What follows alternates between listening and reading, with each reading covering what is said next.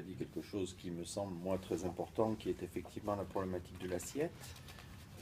C'est vrai que, voilà, je vais faire polémique, mais on est malheureusement soumis à des contraintes de l'industrie agroalimentaire qui nous poussent à consommer des produits pas toujours de très bonne qualité. Donc ça, c'est un premier constat. Le deuxième constat, quand même, c'est qu'il y a une incidence extrêmement importante de la génétique.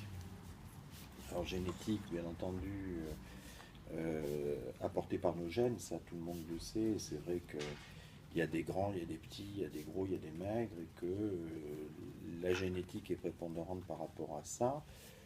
La deuxième génétique, et qui fait émergence aujourd'hui de plus en plus, mais vous le savez, c'est l'endogénome, avec le microbiote intestinal, et ça, c'est des choses qui vont émerger de façon extrêmement importante dans les années à venir, bien qu'effectivement, déjà, il y a fort longtemps, à médecine douce, il y a plus de 20 ans, on commençait à parler de ça. Et ce de façon très juste, même si à l'époque, il n'y avait pas le support scientifique connu que l'on a aujourd'hui, mais c'est un des éléments qui est très important.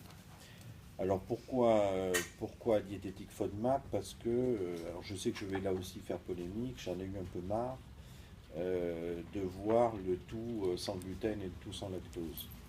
Alors je ne dis pas qu'il ne faut pas faire attention à ce que l'on mange, et notamment on revient à la problématique de l'industrie agroalimentaire qui nous fait manger tout et n'importe quoi.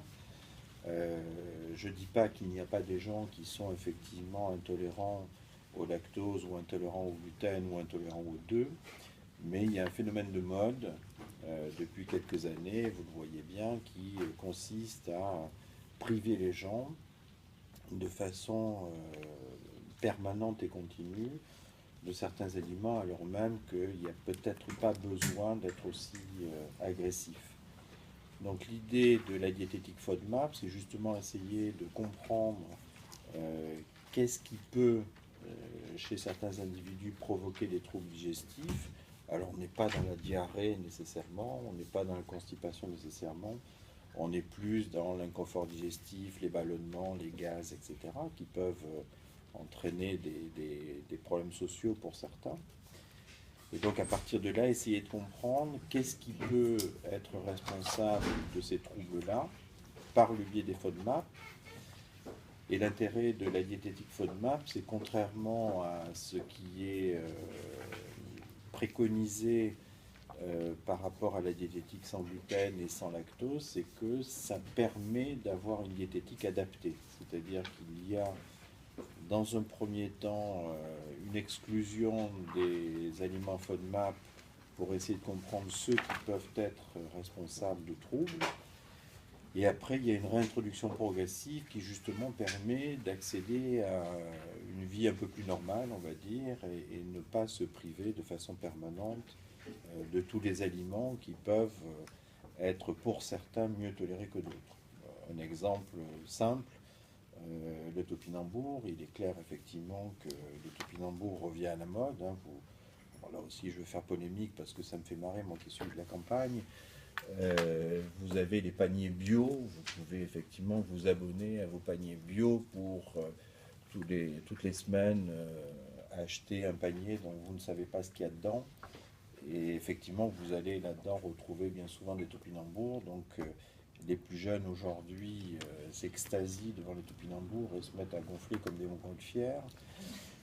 Les plus vieux, dont je fais partie, sourient parce qu'effectivement, les topinambours, pour nous, c'était pour les cochons à la campagne. Et donc, on n'est pas très enclin à en manger.